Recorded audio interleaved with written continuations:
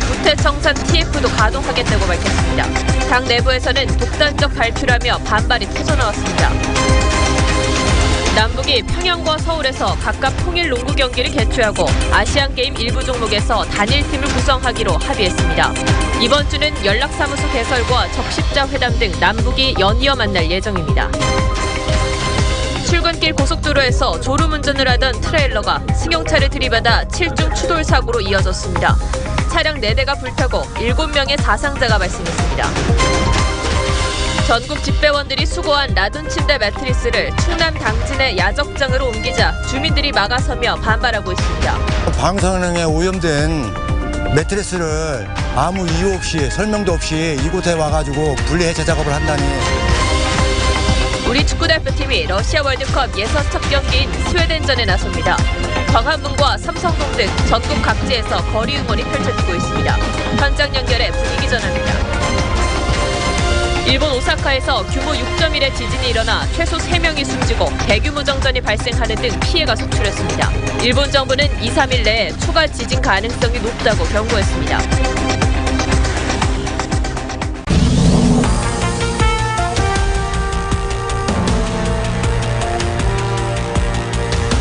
여러분 안녕하십니까? 뉴스9의 신동욱입니다. 지방선거 패배 이후 당의 앞날을 둘러싼 자유한국당의 내용이 본격화하고 있습니다. 김성태 원내대표가 오늘 중앙당 해체와 구체제 청산 태스크포스 가동을 골자로 하는 고강도 쇄신안을 발표했습니다. 그러자 당내에서 즉각 반발이 나왔고 쇄신의 방향을 둘러싼 다양한 목소리도 터져나왔습니다. 관련 뉴스를 먼저 전해드리고 이어서 김성태 원내대표에게 직접 물어보겠습니다. 백대우 기자가 먼저 보도합니다. 자유한국당 김성태 원내대표 겸 당대표 권한대행이 새 집을 짓기 위해서라면서 당의 발전적 해체를 선언했습니다. 우리 당 당직자 전원의 사퇴서를 수리하고 중앙당 해체와 혁신을 위한 구태 청산 TF를 동시에 가동하도록 할 것이라는 것. 당 해체는 중앙당 조직을 10분의 1로 줄이는 작업입니다. 기획과 조직을 제외한 중앙당 기능을 없애겠다고 했습니다. 한국당이라는 당명도 바꾸고 전국의 한국당 자산도 처분할 계획입니다. 중앙당 축소, 폐지는 당 쇄신안의 단골 메뉴지만 실현된 적은 없습니다. 전국 당 조직을 하나로 모으는 장치인 탓입니다. 김대행은 한국당의 새 지향점으로 정의로운 보수를 제시했습니다. 구태청산 TF 위원장을 직접 맡아 청산 작업을 지휘하겠다고 했습니다. 김대행은 혁신 비상대책위원장을 외부에서 영입하겠다고 했습니다. 인적 청산이 혁신 비대위의 핵심 과제입니다. 비대위의 핵심적인 역할과 노력이 아무래도 인적 청산에 대한 부분이 가장 중심이 될 것입니다.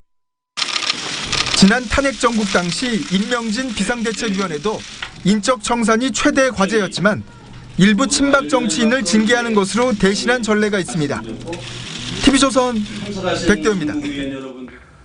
그러나 김성태 권한대행의 중앙당 해체 선언에 대해서 누구 마음대로 당을 해체하냐는 반발도 본물 터지듯 터져나왔습니다.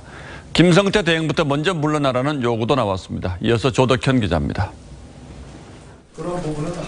한국당 김성태 원내대표 겸 당대표 권한대행의 기자회견과 같은 시각 열린 재선의원 모임. 김 대행의 중앙당 해체 소식이 전해지자 불만이 터져나왔습니다. 자기 마음대로 중앙당 해체 선언을 했다. 이렇게 하면 안 되지. 혼자 결정하면 되나. 모임에 참석한 재선의원 15명은 의원총회 소집을 요구했습니다. 변화와 혁신은 1인이 하는 것이 아니라 또 독주하는 것이 아니라 다 같이 참여해서. 김 대행은 당 해체가 아닌 중앙당 해체라고 강조했습니다. 중앙당 조직을 원내 중심으로 집중하고 그 외의 조직과 기능을 필수적인 기능 위주로 슬림화해서. 당 해체를 놓고도 갑론을박이 이어졌습니다. 우리가 죽는 길이 곧 사는 길이다. 당 해체해야 된다. 아예 해체했으니 이제 뭐 그만 욕하십시오. 전 그건 아니라고 보고요. 해체든 해산이든 그러니까 다 국가에 헌납하고 당원 모집에서부터 당원들이 주인입니다. 주인인 양 이런 행세를 하면은 이것도 역시 국민들에게 질타를. 전현직 원외 당협위원장 일부는 김성태 대행부터 물러나라고 요구했습니다. 내일은 초선 의원들이 모여 당 수습 방안을 논의합니다. TV조선 조덕현입니다. 예, 보신 것처럼 자유한국당의 미래를 둘러싸고 당 안팎에서 상당히 논란이 많은 것 같습니다. 특히 김성태 원내대표의 중앙당 해체 발언에 대한 당내 반발도 상당하다고 해서 김 원내대표를 직접 이 자리에 모셨습니다. 자, 어서 오십시오. 예, 안녕하십니까. 자, 오늘 중앙당 해체를 선언하셨는데 예. 아직은 정확히 이게 무슨 뜻인가? 이를테면 자유한국당의 깃발을 내리겠다는 뜻인지 아니면 중앙당을 대폭 축소하고 원내정당화로 당의 체질을 바꾸겠다는 뜻인지 좀 애매한 것 같습니다. 정확히 어떤 뜻으로 하신 말씀이신가요? 네, 뭐 정확하게 제가 입장을 밝혀드리면은 예. 정당 해산이 아니라 15년 전부터 이렇게 추진해온 미국식 원내 정당화를 예. 완성하는 것이죠. 그러니까 한나라당 당시에 차떼기 당으로서 그때 우리가 이제 이 고비용 정치 구조를 핵파하자 그래가지고 예. 쉽게 말하면 지역구 체제를 지금의 이제 당원 협의회 체제로 이렇게 전환했지 않습니까? 예. 그때 지역 체제는 그런 큰 핵심과 변화를 이루면서도 막상 중앙당은 역시 이 방만하고 좀 거대한 그런 조직 체제를 유지함으로써 변화가 없었습니다. 중앙당 해체의 가장 큰 의미는 우리 자유한국당이 보수의 적통으로서 지금 이제 우리가 야당이 된 마당이고 우리가 모든 기득권을 청산하고 내려놓고 또 이제 저희들이 새롭게 시작하는 그런 의미는 앞으로 정책 정당으로 원내 정당하겠다는 예. 그런 의지를 가지고 했는데 근데 이제 그 취지는 아마 당내에서도 이해하고 공감하시는 분들이 상당히 많을 듯한데 이게 어떤 뭐 당의 어떤 개혁의 과정을 거쳐서 발표된 것이 아니고 좀 너무 급작스럽고 너무 즉흥적으로 발표를 하셨다. 그래서 반발이 있는 것 같거든요. 어떻습니까? 이런 부분을 충분하게 이제 우리 의원총회나 우리 구성원들 이렇게 상당히 내부적인 논의 절차를 가지고 이렇게 이것도 엄청난 핵심이고 변화를 추구하는 예. 부분인데 뭐 저희들 지금 당 상황으로는 이걸 또 내부적인 충분한 논의 절차나 이런 걸 가지고 뭐 그렇게 가장 뭐 이 구성원들이 큰 반발 없이 이렇게 치러나가기는 좀 어려운 여건이죠.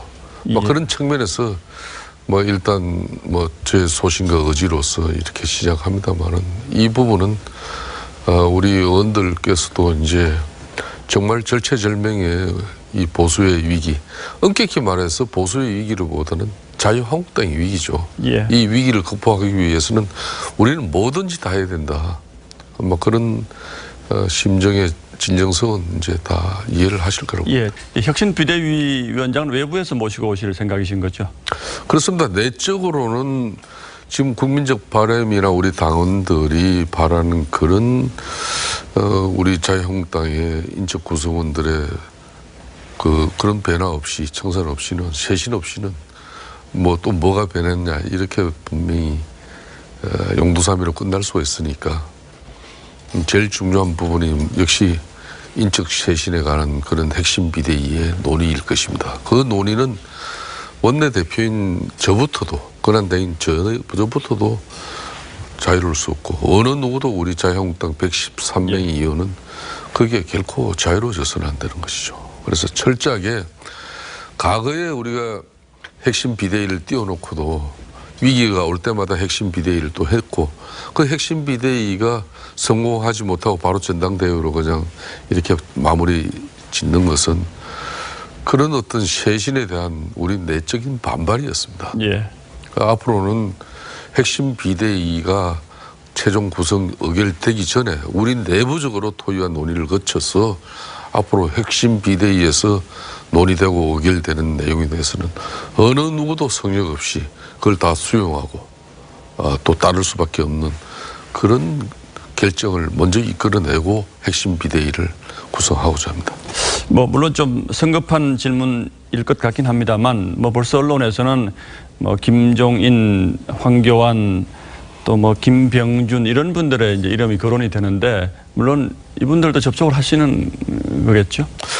아마 저희들이 이제 지난주 우리가 금요일 날 언총회 이렇고 오늘 이제 뭐 저희들 기자회견을 통해서 핵심 방향에 대해서 또 핵심 비대위를 구성하겠다는 입장이 구체화됐기 때문에 조금 전에 거론되신 이분들에 대해서 아직까지 아무런 접촉이 없습니다. 또 그분들 외에도 지금 자유한국당이 보수의 가치와 이념은 충실하면서 앞으로 이런 새로운 뉴노멀, 뉴보수 이런 새로운 지평을 넓힐 수 있는 그런 핵심이를 적격자를 다양한 뭐 앞으로 논의 구조를 거쳐가지고 이런 뭐 권한대행인 제가 일방적으로 결정한 사안이 아니라 그 다양한 논의 구조의 결과물로 우리가 그분을 모셔와서 그분의 결정을 우리가 모두 따르는 그런 방식으로 갈 겁니다. 앞으로 혁신 과정과 관련해서 좀 다른 결의 질문일 수도 있겠습니다만은 홍준표 대표께서 나가시면서 마지막 막말이라는 표현을 써서 여러 유형의 당내 인물들에 대한 평가를 하셨는데 그 뭐 적절성 여부는 차치하고 그 내용에 대해서는 좀 공감하는 측면이 있으신지요, 김 대표께서는?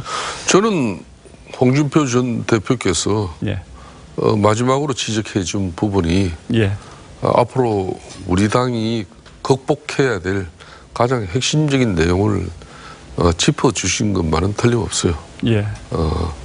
9가지 내용으로 이렇게 쭉 나열이 된 건데 뭐 그런 부분들만 잘 잡혀진다 그러면 우리 당이 국민들한테 이렇게 미운틀 박힌 그런 제1야당으로 우리가 야당이 된 지 1년이 넘었는데도 아직까지 국민적 신뢰와 지지를 회복하지 못하고 있는 것은 바로 그런 요인들 때문이지 않겠습니까?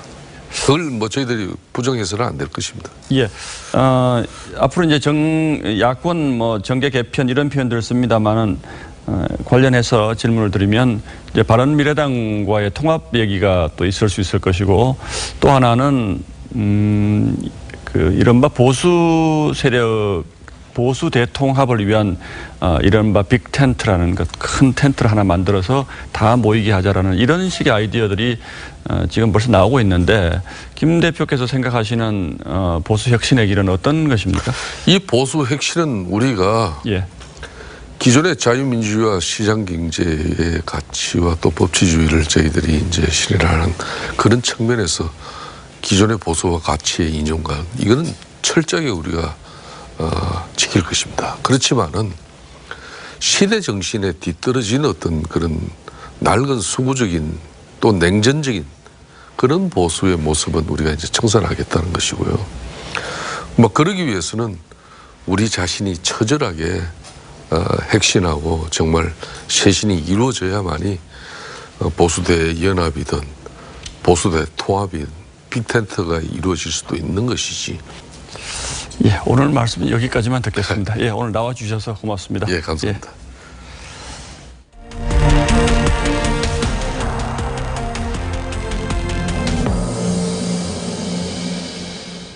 문재인 대통령이 오늘 수석 보좌관 회의를 주재한 자리에서 이번 지방선거 승리로 갚아야 할 외상값이 많아졌지만 우선은 기뻐해도 된다고 말했습니다. 그러면서 지방정부가 해이해지지 않도록 지방 권력에 대한 감찰을 지시했습니다. 신정훈 기자가 보도합니다.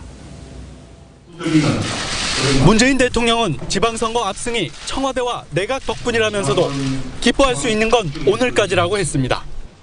올해 우리가 받았던 높은 그 지지는 정말 좀 등골이 서늘해지는, 저는 등에서 식은땀이 좀 나는 저는 그런 정도의 두려움이라고 생각합니다.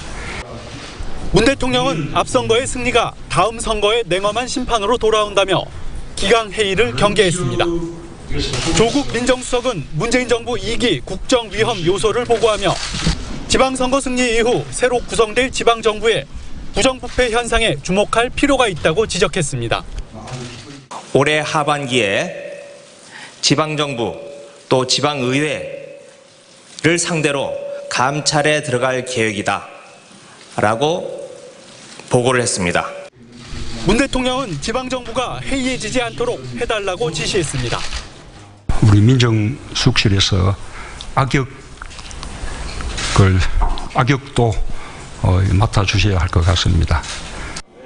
문 대통령의 감찰 지시는 자만하지 말라는 경고와 함께 차기 대권 주자에게 일종의 예방접종 성격도 있다는 해석이 나옵니다. 박원순 시장과 이재명, 김경수 지사 등에게 대선 가도에서 흠집이 될 여지를 만들지 않도록 하려는 뜻이 아니냐는 겁니다. 문 대통령의 오늘 수석 보좌관 회의는 화상을 통해 청와대 직원들에게 전부 생중계됐습니다. TV조선 신정훈입니다. 이번 싱가포르 미북 정상회담 성과와 관련해서 미국 내에서도 부정적인 목소리가 적지 않습니다. 이에 발끈한 트럼프 대통령이 이번 협상이 결렬되면 한미 군사훈련을 즉각 재개하겠다고 말했습니다. 그러면서 훈련 중단은 본인이 먼저 제안한 것이라고 밝혔습니다. 보도에 이유진 기자입니다. 미북 정상회담이 성과는 없고 보여주기식 회담이었다며 비판을 쏟아낸 민주당 사령탑 척 슈머 의원. Adopting the North Korean view on American military exercises, which President Trump did, is nothing short of a public relations coup for Chairman Kim. 트럼프 대통령이 발끈했습니다. 슈머 의원을 향해 당신의 생각이 과연 옳다고 생각하느냐며 북한은 더 이상 핵실험을 하지 않고 인질도 돌아왔고 더 많은 일이 벌어질 것이라고 공개적으로 답변한 겁니다. 그러면서 북한과 비핵화 협상이 결렬되면 한미 군사훈련을 즉각 재개할 수 있다고 했습니다. 당초 북한의 훈련 중단을 먼저 제안했고 훈련이 너무 비싼 데다 협상을 하는 동안 부정적이기 때문에 멈추는 것이라며 트럼프 본인이 거둔 성과임을 다시 한번 강조하기도 했습니다. That was my offer. I hated him from the day I came in. I said, why aren't we being reimbursed? 주류 언론에 대한 비판의 날도 세웠습니다. 회담을 했다는 이유만으로 북한에 많은 것을 양보했다고 말하는 가짜 뉴스들이라며 트럼프는 북한 비핵화를 아시아 전역이 칭찬하고 있다고 자화자찬했습니다. TV조선 이유진입니다. 그런데 북한이 작년 여름 미국인 사업가를 통해서 쿠슈너 미 백악관 선임 고문, 그러니까 트럼프 대통령의 사위에게 미북 정상회담 의향을 전달했다고 뉴욕타임스가 보도했습니다. 북한이 핵미사일 위기를 최대치로 고조시키기 전 이미 미국에게 협상 의향을 내비쳤다는 것인데 사실이라면 이건 매우 중요한 의미가 있습니다. 북한이 핵을 무기로 미국과 협상에 나설 것이라는 예상이 그대로 들어맞은 셈인데 물론 당시 미국이 왜 즉각 협상에 나서지 않았던가 하는 의문은 남습니다. 고서정 기자가 보도합니다.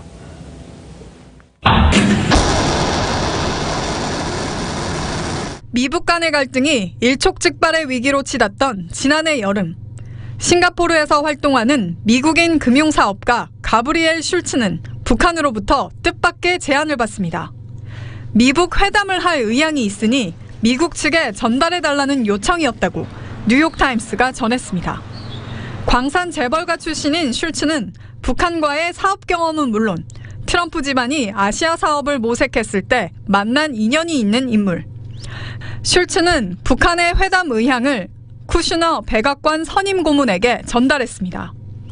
북한이 대화 채널로 쿠슈너 고문을 지목한 건 트럼프 대통령의 사위이기 때문에 국무부의 관료주의를 뚫을 수 있고 트럼프와의 직접 연결고리가 될 수 있다고 판단했기 때문이라는 분석입니다.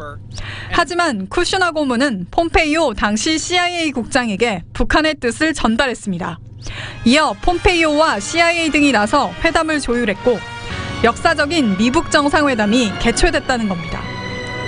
뉴욕타임스는 문재인 대통령도 미북 회담을 위해 많은 노력을 기울였다면서도 협상의 물꼬를 트는데 슐츠도 중요한 역할을 했다고 지적했습니다. TV조선 고서정입니다. 남북이 오늘 체육회담을 열고 아시안게임 공동입장과 남북 통일 농구대회 개최 합의했습니다. 오늘 체육회담을 시작으로 이번 주 내내 각 분야별 남북 접촉이 이어질 예정입니다. 정수양 기자가 취재했습니다. 판문점 평화의 집에서 만난 남북은 오는 8월 열리는 아시안게임 개폐회식에 공동 입장하기로 합의했습니다. 깃발은 한반도기, 노래는 아리랑으로 정했습니다. 일부 종목은 단일팀을 구성해 참가하기로 했습니다. 종목별 합동훈련 등 남북 사이의 체육협력과 교류도 활성화할 예정입니다. 남북은 또 7월 4일을 계기로 남북 통일농구 경기를 평양에서 개최하고 가을에는 서울에서 열기로 했습니다.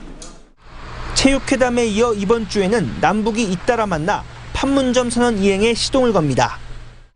내일과 모레 이틀간 통일부 등 관계 인력은 개성공단을 방문해 남북 공동연락사무소 개설공사 준비에 나섭니다. 오는 금요일에는 이산가족 상봉을 논의하기 위한 적십자회담이 금강산에서 열립니다. 남북 철도 도로협력과 산림협력 분과회의도 조만간 개최할 것으로 보입니다. 북한 매체들은 남북 간 부문별 회담은 판문점 선언의 숭고한 정신과 목적에 철저히 복종돼야 한다고 주장했습니다. TV조선 정수양입니다. 트럼프 대통령이 김정은 위원장에게 전화번호를 주었고 어제 전화 통화가 이루어질 것이라는 보도가 있었습니다만 아직은 미국 정상 간의 핫라인이 가동됐다는 소식은 없습니다. 그럼 과연 앞으로 어떤 방식으로 통화가 이루어질 수 있을 건지 강동원 기자와 함께 따져보겠습니다. 자, 강 기자, 아직은 통화를 못했다 이거죠? 예, 그렇게 보입니다. 트럼프 대통령은 미국 시간으로 일요일인 17일에 통화를 하겠다고 지난 15일에 밝혔는데요. 만약 했다면 트럼프 대통령 성격상 트위터에 어떤 식으로든 이야기를 했을 텐데 아직은 그런 움직임은 없습니다. 그런데 트럼프 대통령이 한 말이 그냥 한 말인지 아니면 정말 두 정상 간의 핫라인 개설을 의미하는 것인지가 분명치 않은 것 같은데 정말로 전화 통화가 이루어지긴 할까요? 예, 오늘 강경화 외교부 장관은요, 기자들의 미국 정상 간 핫라인 전화 통화 관련 질문에 오늘 아침 폼페이오 미국 국무장관과 통화를 했는데 이 북미 간 핫라인이 아직 구체적으로 추진된 것은 아니다. 이런 이야기를 들었다고 말했습니다. 그런데 이건 핫라인 이야기고요. 트럼프 대통령은 전화에 대해서 very direct number라고 했습니다. 즉 직통 번호를 주고받았다는 건데 이번 주 초에 첫 통화가 이뤄질 가능성이 있다는 분석입니다. 이 폼페이오 국무장관이 이번 주부터 북한과 협상을 시작할 것이라고 밝힌 만큼 싱가포르 공동성명에 명시하지 못한 비핵화 초기 조치와 중장기 로드맵 등 논의할 사안이 많기 때문입니다. 그런데 그 전화가 핫라인이 아니라면 트럼프 대통령이 줬다는 그 직통전화, 이건 무슨 전화일까요? 예, 우선 즉흥적이고 자유분방한 두 정상의 성격상 이 각자의 개인 휴대전화 번호를 주고받을 수 있다는 관측이 나오고 있습니다. 실제 트럼프 대통령은요, 이 프랑스와 캐나다, 멕시코 등 이 외국 정상들에게 자신의 휴대전화 번호를 공개해서 이 보안 논란이 일었던 적이 있었습니다. 그중 캐나다 트루도 총리는 트럼프 대통령의 요청을 받아들여서 이 개인 휴대전화로 관세 부과 등 이 무역 문제 등에 대해서 통화를 한 것으로 알려져 있습니다. 김정은 위원장 역시 이 본인 휴대전화가 있을 것으로 보이는데요.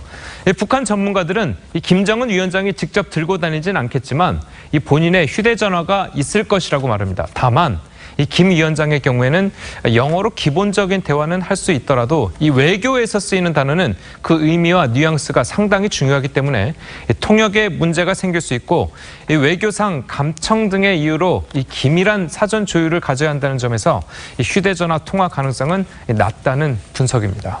자, 그럼 강 기자의 분석처럼 개인 휴대전화일 가능성도 낮고 또 강경화 장관의 발언처럼 정상 간 핫라인 개설도 아직 구체적이지 않다면 어떤 방식의 통화가 가능합니까?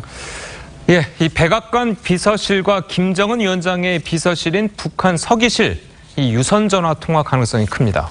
백악관 관계자는 이 북미 정상은 지난 12일 단독 회담을 하던 중에 세라 샌더스 백악관 대변인과 이 김여정 노동당 중앙위 제1부부장을 각각 불러서 이들을 통해서 서로 전화번호를 주고받았다 이렇게 이야기했습니다. 이 핫라인도 설치될지도 관심인데요. 이 빠른 시일 안에 이뤄지지는 어려워 보입니다. 남북은 지난 4월 20일에 청와대와 북한 국무위원회를 연결하는 남북 정상 간 핫라인을 설치한 바 있지만 아직 한 차례도 통화한 적은 없는 것으로 알려졌습니다. 만약 미국 정상 간의 직접 통화가 이루어진다면 이 또한 미북 관계의 획기적인 변화라고 하지 않을 수가 없겠군요. 예, 강동원 기자 잘 들었습니다. 네, 다음 뉴스입니다. 어머니와 동생에 이어 이번엔 조현아 전 대한항공 부사장으로 추정되는 사람이 폭언을 하는 녹취 파일이 공개됐습니다. 4년 전 운전기사와 통화한 내용인데 소리를 지르고 해고 위협도 합니다. 장윤정 기자가 보도합니다. 조현아 전 대한항공 부사장 남편을 수행했던 운전기사 A씨가 4년 전 통화 녹음 파일을 공개했습니다. 조 전 부사장으로 추정되는 여성은 상당히 화가 난 상태로 보입니다. 당신은 몇 살 것들이 이제 아직도 모았어? 네, 수정하겠습니다. 네, 죄송합니다. 뭘 시장할 건데? 시장할 거 없어. 내일부터 나오지 마요. 남편의 식사 일정을 본인에게 알리지 않았다며 소리를 지르는 겁니다. 너는 안 할 거였잖아. 나한테 어차피 얘기할 생각 아니었잖아. 당신은 하루아침에 잘릴 수 있는 사람이야. 내가 월급 주는 사람이야. 이 대화가 있은 지 2달 뒤 조 전 부사장의 땅콩 회항 사건이 일어났습니다. 대한항공 총수 일가의 갑질 녹취가 공개된 건 어머니 이명희 씨와 동생 조현민 씨에 이어 3번째입니다. 수행기사 A씨는 스트레스로 병을 얻고 일을 그만뒀다고 주장했습니다. 졸업부상이 타면 심장이 벌렁벌렁거리고 그랬어요. 혹시 착잡힐 게 없나? 근데 오늘 다 버텨야 될 텐데. 한진그룹은 해당 여성의 목소리가 조 전 부사장이 맞는지 확인해 줄 수 없다고 말했습니다. 한편 검찰은 필리핀 가사도우미 불법 고용 혐의로 이명희 전 이루재단 이사장에 대해 구속영장을 청구했습니다. TV조선 장윤정입니다. 김영주 고용노동부 장관이 현장의 목소리를 듣기 위해 참석한 행사장에서 민주노총이 기습 시위를 벌였습니다. 최저임금 개정안에 반발하며 사퇴하라고 요구했습니다. 물론 행사는 차질을 빚었습니다. 최수용 기자입니다. 고용노동부가 노동 현장의 목소리를 듣겠다고 마련한 현장 노동청. 개청식에 김영주 장관이 도착하기 직전 피켓을 든 민주노총 조합원 20여 명이 광장을 에워싸고 기습 시위를 벌입니다. 졌다 뺏는 최저임금 노동부 장관 퇴진하라. 연단에 서지도 못한 김 장관은 당혹감을 감추지 못합니다.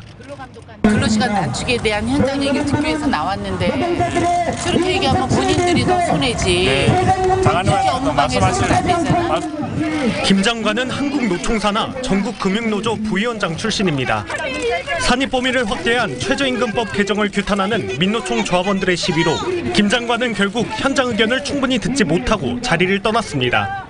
하지만 오후엔 다른 장소에서 학교 비정규직 근로자들과 만나는 자리에서도 시위대와 마주쳐야 했습니다. 민주노총 소속 조합원들은 김영주 고용노동부 장관의 일정 곳곳에서 최저임금 계약법을 폐지하라 주장했습니다. 민노총은 산입범위 확대로 앞으로 6년 동안 저임금 노동자 한 명당 평균 1,100만 원가량 수입이 줄어든다는 자체 조사 결과도 내놓았습니다. TV조선 최수영입니다. 어젯밤 군산의 한 술집에서 불이 났습니다. 50대 남성이 술값을 두고 다툼을 벌이다 불을 질렀습니다. 이웃 주민과 시내버스 운전기사까지 달려와 구조를 도왔는데 3명이 숨지고 30명이 다쳤습니다. 박건웅 기자입니다. 유흥주점 내부가 시커멓게 불탔습니다. 천장 구조물은 맥없이 무너졌습니다. 화재 감식반이 잔해를 뒤지며 증거를 찾습니다. 어젯밤 9시 53분쯤 군산의 한 유흥주점에서 불이 났습니다. 불은 이미 앞에 전기까지 간판 불 두두두 막 떨어지고 문 열고 밖에 다 앞에 쓰러져 있더라고. 주점에 있던 47살 장모 씨 등 손님 3명이 숨지고 62살 김모 씨 등 30명이 다쳤습니다.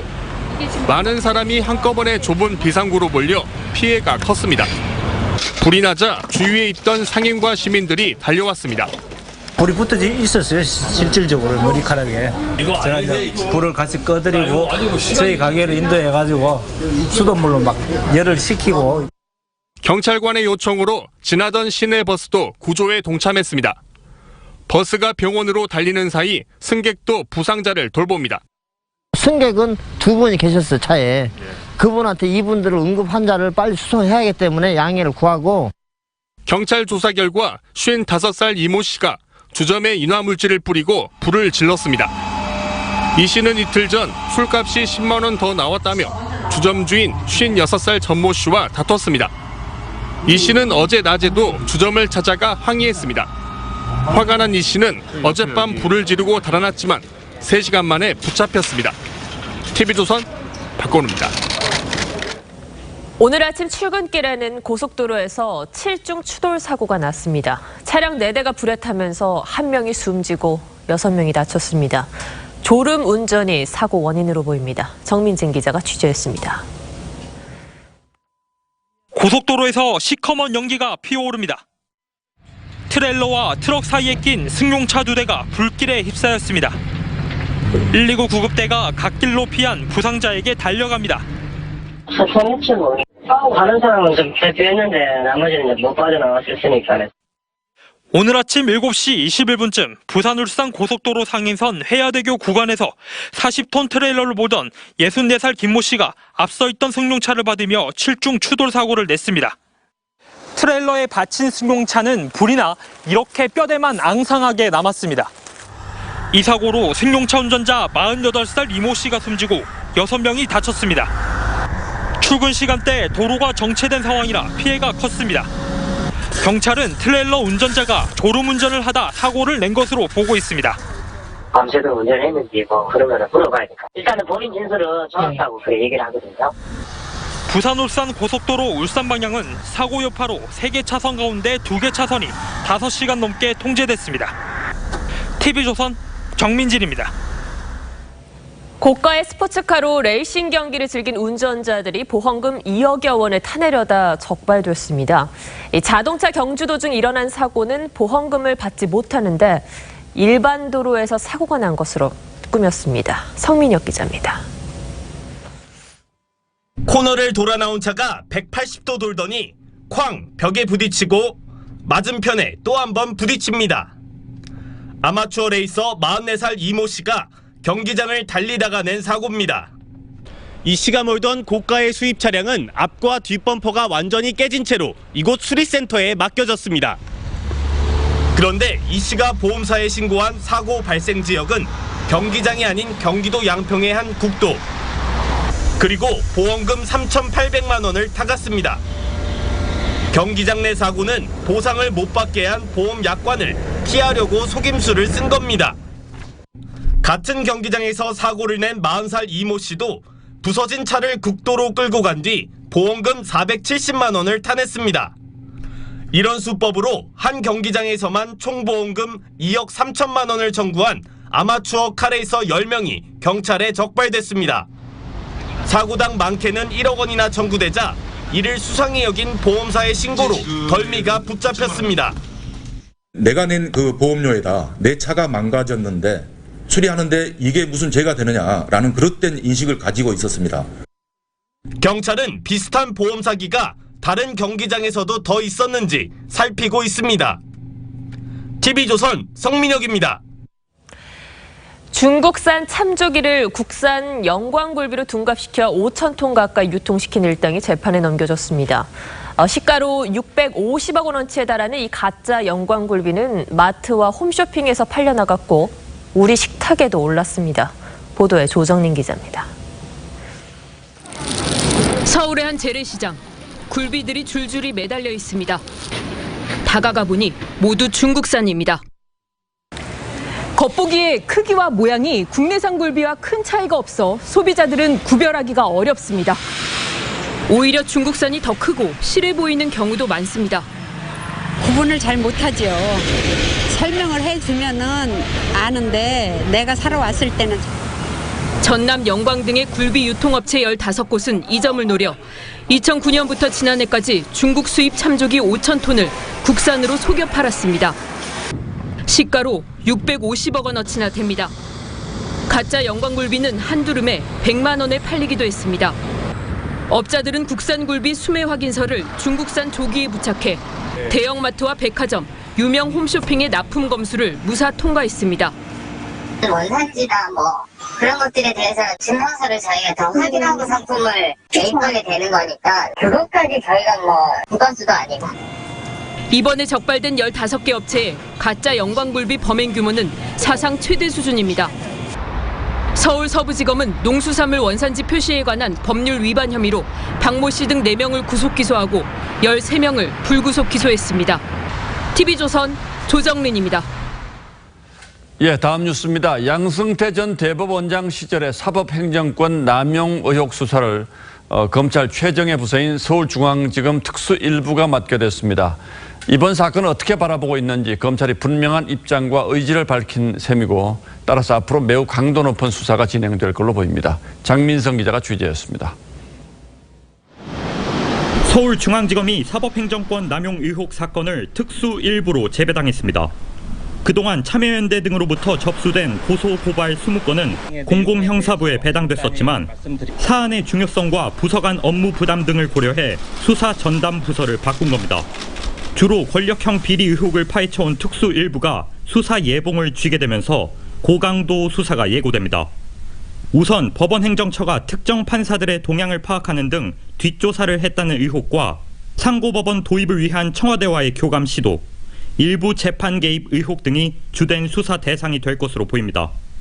이와 관련 검찰 핵심 관계자는 재판부 배당이나 재판 결과를 논의하고 청와대에 이를 보고하는 과정에 문제 소지가 있을 수 있다고 말했습니다. 검찰은 수사 과정에서 관련 사실이 확인될 경우 직권남용은 물론 공직자윤리법이나 개인정보보호법 위반 혐의 적용도 검토한다는 계획입니다. 검찰이 대법원의 수사 협조 범위에 머무르지 않고 법원행정처 압수수색 등 공세적 수사에 나설 것이란 전망이 나옵니다. TV조선 장민성입니다. 그런가 하면 경찰은 KT 황창규 회장 등 전현직 임원 4명에 대해서 사전 구속영장을 신청했습니다. 이른바 상품권 깡을 통해서 조성한 비자금 중 4억여 원을 정치인들에게 불법 후원금으로 건넨 혐의 등이 적용됐습니다. 보도에 백연상 기자입니다. 황창규 KT 회장 등에 적용된 혐의는 정치자금법 위반과 업무상 횡령 등입니다. 황 회장 등은 회사 돈을 이른바 상품권 깡 수법으로 현금화해 비자금 11억 5천만 원을 조성하고 이 가운데 4억 4,190만 원을 19대, 20대 국회의원실 99곳에 불법 후원한 혐의를 받고 있습니다. 주요한 현안으로 처리되었던 각종 법률 처리 등을 과정에서 국회의 원활한 협조를 하기 위해서 법인의 정치자금 후원을 금지한 정치자금법을 피하기 위해 임직원 명의로 의원들 측에 100만 원에서 1,400만 원씩 쪼개기 후원을 했습니다. 나머지 7억여 원은 영수증 처리 없이 경조사비, 골프비 등에 쓰인 것으로 확인됐습니다. 경찰은 황 회장 외에 전현직 임원 6명도 입건하고 3명에 대해 사전 구속영장을 신청했습니다.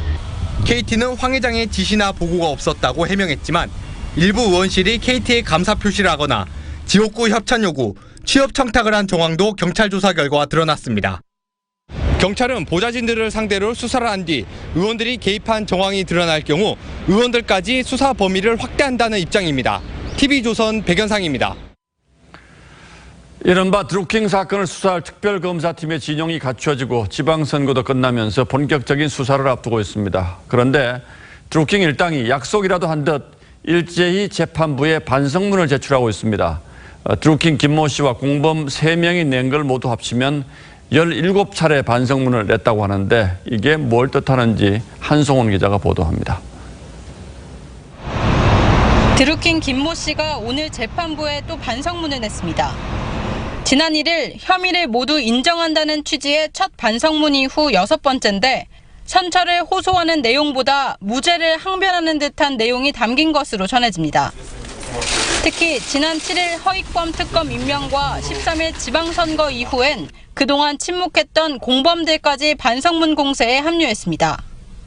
지난 14일부터 인터넷 아이디 서유기 박모 씨와 둘리 우모 씨, 솔보나르타 양모 씨가 잇따라 반성문을 제출한 겁니다.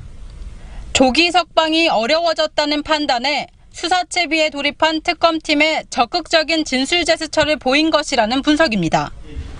드루킹 특검팀은 막바지 파견검사 인선에 주력하며 검찰과 경찰의 관련 수사 기록을 요청한 상태입니다. 협의를 해가지고 아무래도 수사 잘하는 사람을 중심으로 해가지고 요청을 한 것으로 알고 있습니다. 특검팀은 수사 기록 검토 작업 등을 마무리한 뒤 다음 주 수요일부터 본격적인 수사에 돌입합니다. 모레 드루킹 일당의 3번째 재판이 열립니다. 드루킹 일당의 재판 태도와 진술도 적극적으로 바뀔지 관심이 집중됩니다. TV조선 한송원입니다.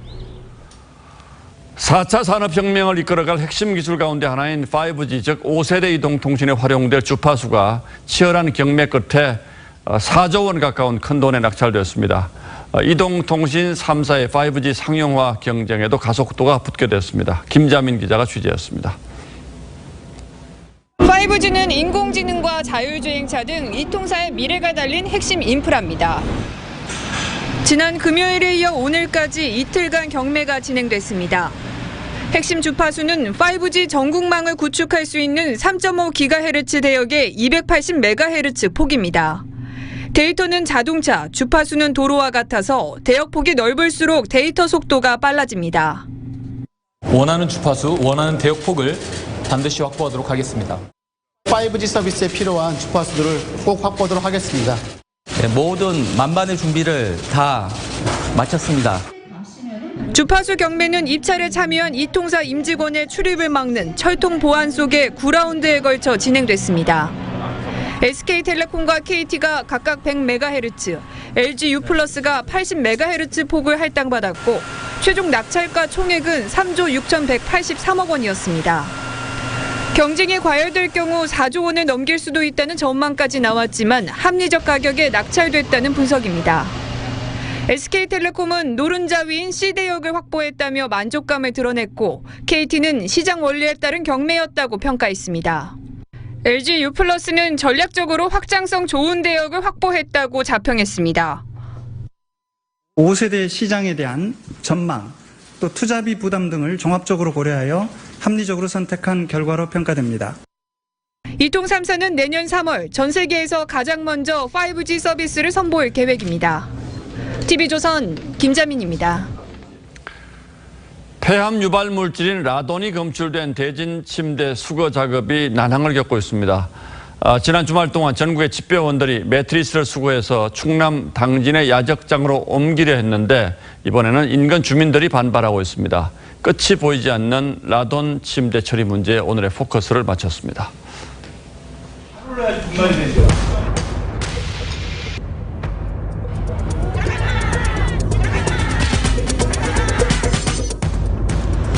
아파트 단지에 비닐에 싼 침대가 나와 있습니다. 이거 좀 날려주세요. 옮기시려고 하시는 거죠? 같이 들고 네. 나오고. 그렇게 취재기자 2명이 동원됐지만 여기에 놓으면 되는 건가요? 아니 여기 물 뿌려야 돼요. 그럼 저쪽? 네. 저쪽으로. 저쪽으로 가서 물 뿌려야 돼요. 폐암 유발 물질인 라돈이 검출된 대진 침대 매트리스는 이렇게 애물단지가 됐습니다. 수거가 부진하자 지난 주말 이틀 동안 전국 우체국 직원 3만 명이 동원돼 라돈 침대 2만 2천여 개를 수거했습니다. 아니 근데 장갑이랑 마스크 다 지급하셨다고 그랬는데 왜 안 하고 계시는 분이 계시는 거예요? 아니요 그거는 저희가 불편해서 그래요. 마스크를 쓰고 바로 옆에서 이 말을 듣고 있던 사람 우정사업본부장이었습니다. 근데 직접 현장에서 이런 부분은 좀 있는 것 같습니다. 최대한 저희들이 착용을 해서 안전에 대해서는 좀 문제가 없다고. 집배원 안전이 우려된다는 지적이 나오자 우정본부 수장과 유영민 과학기술정보통신부 장관이 현장에 나와 수거 작업에 동참한 겁니다. 그런데 이번엔 하역 작업에 제동이 걸렸습니다. 수거된 매트리스를 보관할 예정이었던 야적장 입구에 천막 2동이 세워져 있습니다. 너 침대 가져가!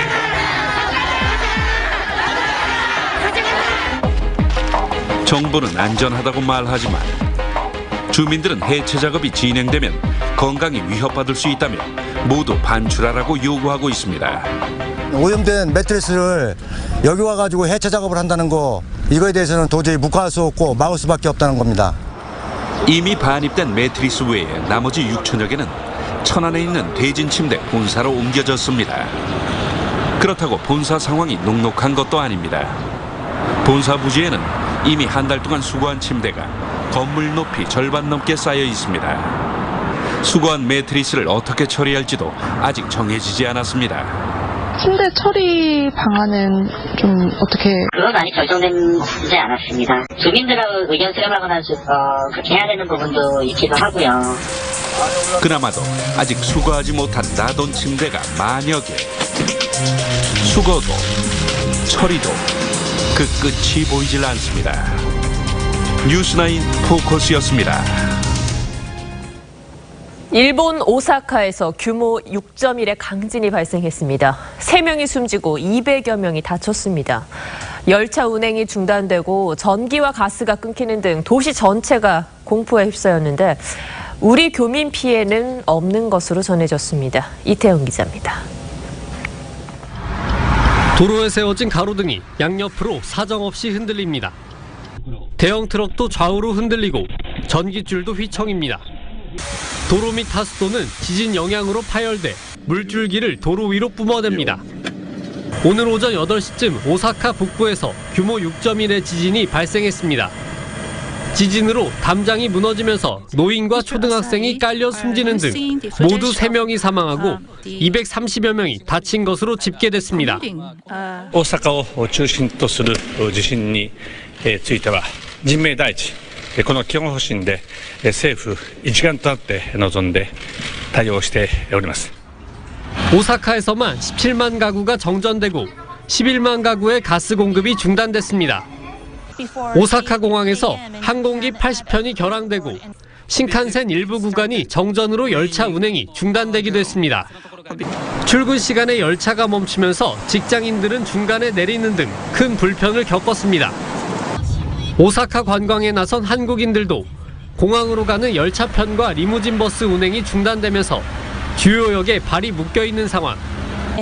오사카 총영사관은 아직까지 한국인 인명 피해는 없다고 밝혔습니다.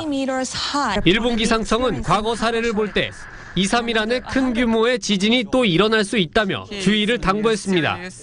TV조선 이태영입니다. 우리 군이 최신의 군함과 전투기를 동원해 독도 방어 훈련에 들어갔습니다. 일본은 훈련 중지를 요구하며 반발했습니다. 안형영 기자입니다.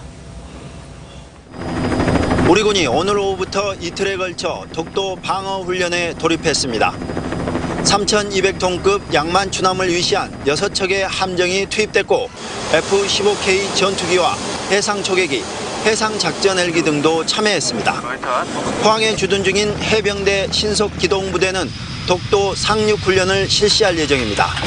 독도 방어 훈련은 대한민국 영토인 독도에 외부 세력이 침입하는 것을 막기 위해서 실시되는 정례적인 훈련입니다. 군은 일본과의 외교 마찰을 고려해 2015년부터 훈련 현장을 공개하지 않고 있습니다. 하지만 일본은 2개의 외교 채널을 통해 독도 영유권을 주장하며 훈련 중지를 요구했습니다. 우리 정부는 독도는 역사적, 지리적, 국제법적으로 우리 영토라며 어떤 문제 제기도 받아들일 수 없다고 맞대응했습니다. TV조선 안형영입니다.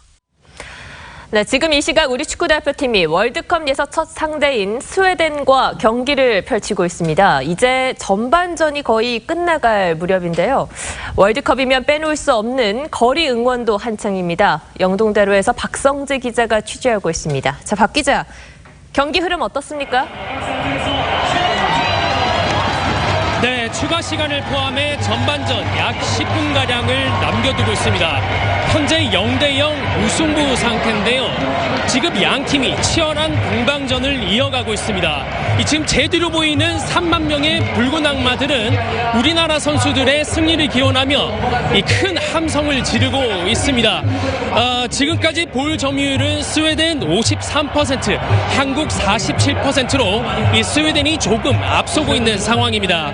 이 손흥민 선수의 빠른 돌파와 이 큰 키를 이용한 김신욱 선수를 이용해 이 초반부터 강하게 밀어붙였지만 아쉽게도 득점으로 이어지진 않았습니다. 이곳 영동대로에는 오후 4시쯤부터 붉은 물결이 덮이기 시작했습니다. 유명 가수들은 경기 3시간 전부터 축하 공연에 나서 분위기를 돋웠습니다. 개성 넘치는 패션과 응원도구로 무장한 시민들은 우리 대표팀의 승리를 기원하며 대한민국을 외쳤습니다. 경기가 시작되자 응원 열기는 더욱 달아올랐는데요. 이 전반 34분 손흥민 선수가 빠른 돌파로 수십 미터를 뚫으며 찬스를 만들었지만 골로 연결되지 않았습니다. 스웨덴은 전반 15분부터 공세를 시작했습니다. 이 전반 20분 조현우 골키퍼의 결정적인 선방이 나왔을 때는 모두 놀란 가슴을 쓸어내기도 했습니다. 전반 26분 박주호 선수가 착지하는 과정에서 부상을 당했을 때 이 안타까움의 목소리가 여기저기서 터져 나왔습니다. 이 오늘 거리 응원은 이곳을 비롯해 서울 광화문 광장과 서울시청 앞 서울광장, 수원 월드컵 경기장 등 전국 주요 도시에서 펼쳐지고 있습니다. 지금까지 영동대로에서 TV조선 박성재입니다. 네, 이런 월드컵 같은 대형 이벤트 기간에는 아무래도 여기에 관심이 쏠리기 때문에 가수들은 앨범 활동을 피해왔는데요. 요즘엔 달라졌습니다. K-팝 스타들이 복귀했고 세계 가요 차트를 휩쓸고 있습니다. 그만큼 K-팝의 경쟁력이 생겼다는 거겠죠. 홍현주 기자입니다. 감각적인 비트 위 절도 있는 안무.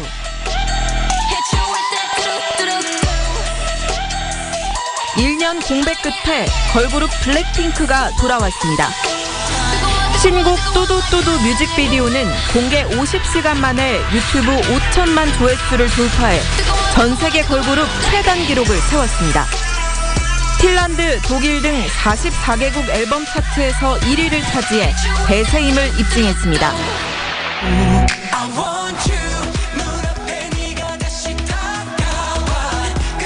데뷔 10년을 맞은 샤이니는 3개의 타이틀곡을 순차 공개하며 활동 중입니다.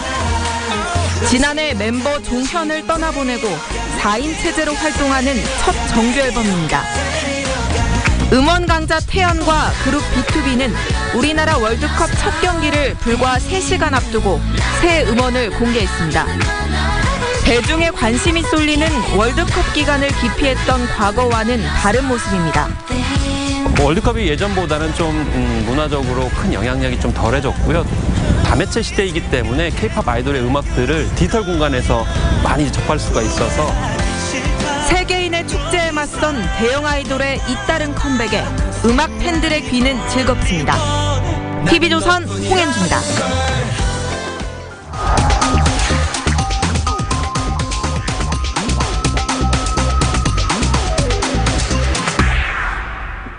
삼 년 전 신문 일면에 이런 사진이 실렸습니다. 정장 차림의 여성이 이 하이힐을 벗어들고 명동거리를 걸어갑니다. 아마도 근처 회사에서 면접을 치르고 나온 취업 준비생인 모양인데 평소에 잘 안 신던 하이힐이 많이 불편했던 모양이죠.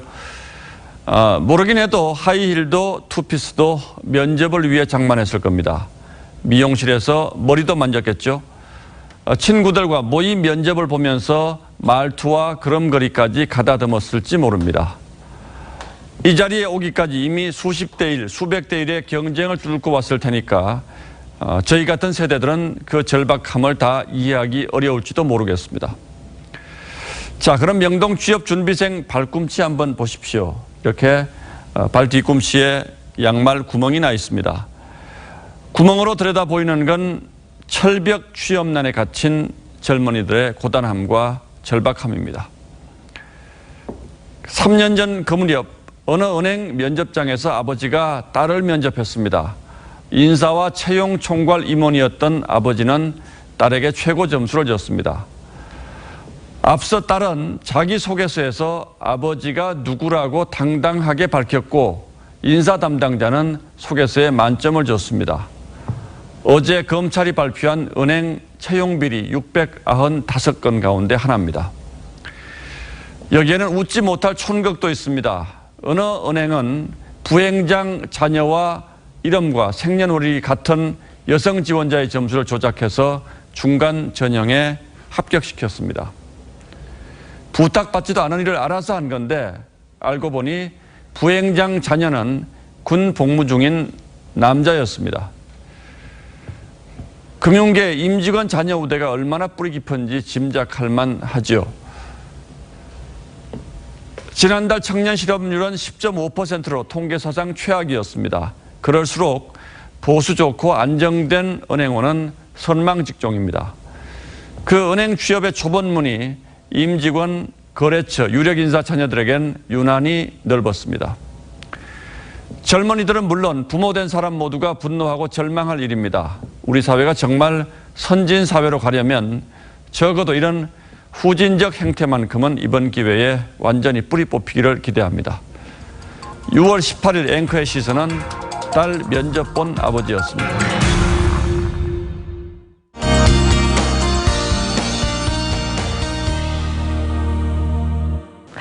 네, 오늘도 서울이 30도까지 올라 한여름 더위를 보였습니다. 내일은 낮 기온이 오늘보다는 2, 3도 정도 내려가겠습니다. 자외선 지수는 곳곳이 매우 높은 단계를 보이겠네요. 어느덧 6월 하순입니다. 장마의 시즌이죠. 내일 오후 제주에는 장맛비가 옵니다. 남해안에는 소나기가 지날 것으로 보입니다.